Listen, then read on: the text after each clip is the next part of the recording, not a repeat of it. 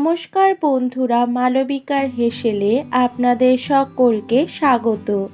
আজ আমি আপনাদেরকে তৈরি করে দেখাবো বেল পানা বা বেলের শরবত। বেলের শরবত বানানোর জন্য প্রথমেই আমি এখানে একটা পাকা আর একটু বড় সাইজের বেল নিয়েছি। এবার ভারী কিছু দিয়ে বেলটাকে ভেঙে নেব।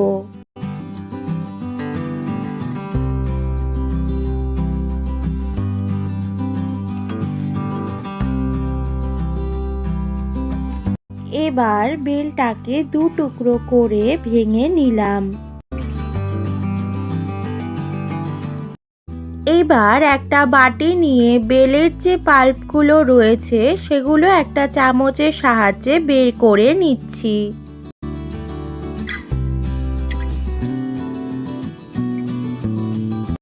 পুরো বেলটা থেকে খুব ভালো করে পুরো শাঁসটাকে নিয়ে নিতে হবে।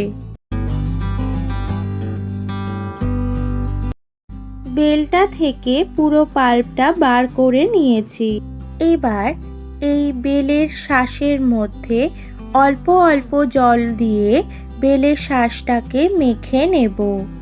এখানে মিক্সার গ্রাইন্ডার ব্যবহার না করে হাত দিয়ে ভালো করে নরম করে পাল্পটা মেখে নিলেই ভালো। অল্প অল্প করে পরিমাণ মতো জল দিয়ে পাল্পটা বা শাঁসটাকে নরম করে ভালো করে মেখে নিতে হবে। এই পাল্প বা শাঁসের মধ্যে যে দানা বা আঁশটা রয়েছে সেটা বার করে নিতে হবে। এবার একটা ছাঁকনির সাহায্যে আরও ভালো করে কোনো পাল্পের মধ্যে দানা বা আঁশ যেন না থাকে তার জন্য ছেঁকে নিতে হবে। খেয়াল রাখতে হবে এই পাল্প বা শাঁসের ভেতর যেন একটুও দানা বা আঁশ না থাকে, না হলে খাওয়ার সময় যদি এই দানা বা আঁশ মুখে পড়ে তাহলে কিন্তু শরবতের স্বাদ কিছুটা কমে আসবে। এই শাঁসটা আমার পুরো নেওয়া হয়ে গেছে। এবার আমি দু ধরনের শরবত করে আপনাদের দেখাবো। প্রথমেই আমি এখানে বড় চামচের 2 চামচ গ্লাসের মধ্যে দিয়ে দিলাম। এবার এর মধ্যে দিয়ে দিচ্ছি 1 চা চামচ চিনি। চিনিটা আপনারা আপনাদের পরিমাণ মতো দেবেন। এবার এর মধ্যে বাকিটা জল দিয়ে দিলাম। এর মধ্যে দিয়ে দিলাম 1 চিমটে বিট নুন। এবার সব কিছুকে খুব ভালো করে মিশিয়ে নেব। এবার এর মধ্যে আমি দিয়ে দিচ্ছি 2টো আইস কিউব।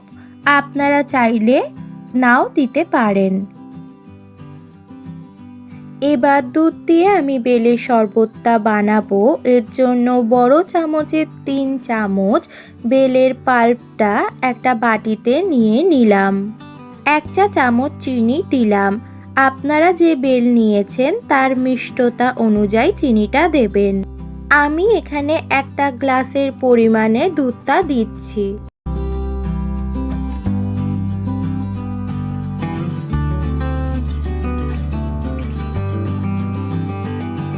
পাল্পের সাথে দুধটা ভালো করে মিশিয়ে নিলাম।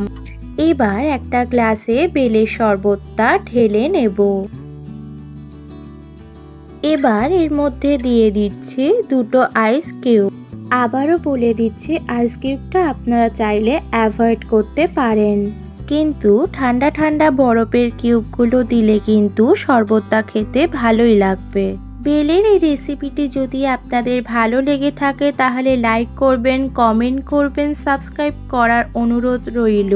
ফিরে আসবো পরের দিন নতুন রেসিপি নিয়ে।